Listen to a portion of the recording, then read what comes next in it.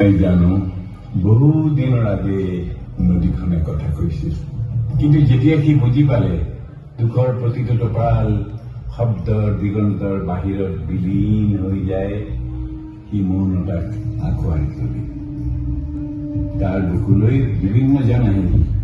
ধ্বংস কৰিবলৈ সৃষ্টি কৰিলে আৰু তাকে সভ্যতা বুলি কলে সভ্যতা।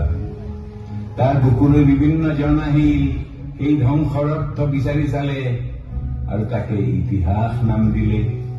ইতিহাস যিমানে সময় সলনি হল সিমানে সময় স্থবিৰ হৈ ৰল, যিমানে পৰিৱৰ্তন হল সিমানেই অপৰিৱৰ্তিত হৈ ৰল।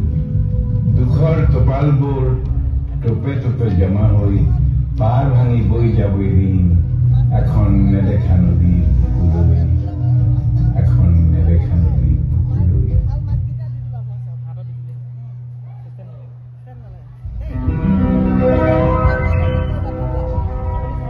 বিস্তীৰ্ণ পাৰৰে অসংখ্য জনৰে হাহাকাৰ শুনিও নিশব্দে নীৰৱে বুঢ়ালৈ তুমি বুঢ়ালৈ গোৱা কিয়? বিস্তীৰ্ণ পাৰৰে অসংখ্য জনৰে হাহাকাৰ শুনিও নিশব্দে নীৰৱে বুঢ়ালৈ তুমি বুঢ়ালৈ গোৱা কিয়?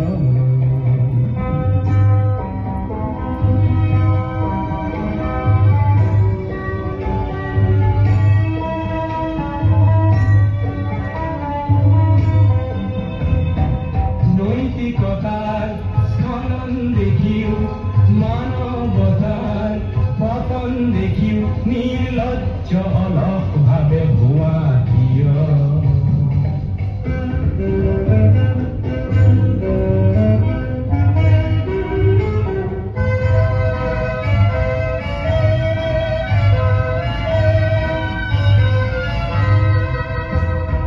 জ্ঞানবিহীন নিৰক্ষৰৰ খাদ্যবিহীন নাগৰিকৰ নেতৃবিহীনতা নিমাত কিয়?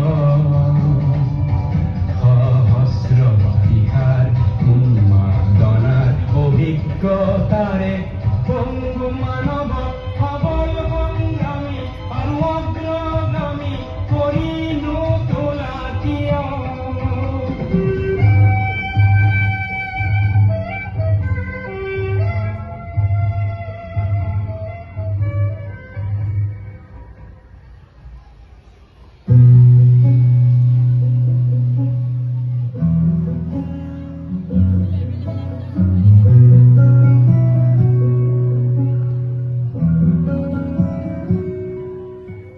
Really